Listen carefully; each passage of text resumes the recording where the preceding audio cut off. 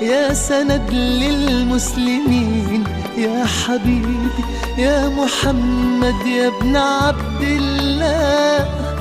تمت الرسالة تمام والحبيب مسك الختام.